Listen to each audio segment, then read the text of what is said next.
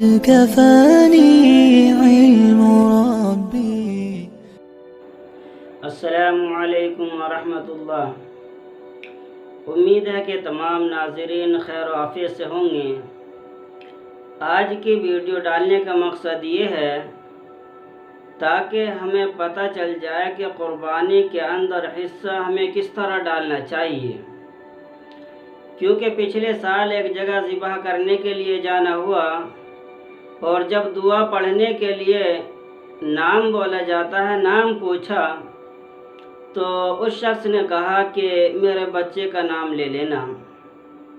جس کی طرف سے قربانی کرنی ہے۔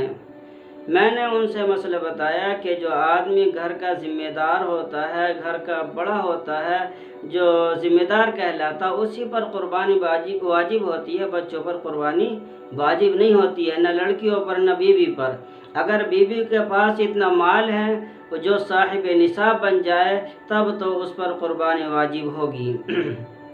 تو جب میں نے ان سے بات کہی تھی، اس شخص نے اس بات کو نہیں مانا اور یہ کہنے لگا قربانی تو میرے بیٹے کی ہی طرف سے ہوگی، آپ اسی کا نام لیجئے۔ تو میں نے سوچا کہ بقرعید سے پہلے جو اس طرح کی ہمارے اندر خرابیاں چل رہی ہیں، اسی طرح ایک شخص نے پوچھا کیا قربانی ہم اپنے والد مرحوم کی طرف سے کریں یا والدہ مرحومہ کی طرف سے کریں، یا ہر سال بدل کر جتنے افراد گھر کے اندر موجود ہیں، لڑکے لڑکیاں بیوی، سب کی طرف سے ہر سال کرتے رہیں، تو قربانی کس طرح کرنی چاہیے؟ میرے دوستو، قربانی اس شخص پر واجب ہے جو گھر کا ذمہ دار ہے، سب سے پہلے اس کی طرف سے قربانی کرنی ہے۔ اور اگر اللہ تعالیٰ نے اور وسعت دی ہے تو ایک حصے کے بجائے دوسرا حصہ کرے جس کی طرف سے کرنا چاہتا ہے، چاہے اپنے والد مرحوم کی طرف سے، والدہ مرحومہ کی طرف سے، یا اپنے بچے کی طرف سے، اپنے لڑکی کی طرف سے، بیوی کی طرف سے۔ سب سے پہلے ضروری ہے کہ آدمی جو گھر کا ذمہ دار ہے وہ اپنا حصہ ڈالے، اس کے بعد دوسروں کا حصہ ڈال سکتا ہے اگر اللہ تعالیٰ نے وسعت دی ہے۔ اور اگر کسی آدمی نے اپنا حصہ نہیں ڈالا، ذمہ دار نے اپنا حصہ نہیں ڈالا بلکہ اپنے بچے کا حصہ ڈال دیا، بچی کا حصہ ڈال دیا، تو وہ قربانی تو نفلی ہو جائے گی، لیکن اس پر جو واجب قربانی تھی اس کے ذمہ رہے گی اور یہ شخص گنہگار ہوگا جب تک کہ قربانی نہ کر دے۔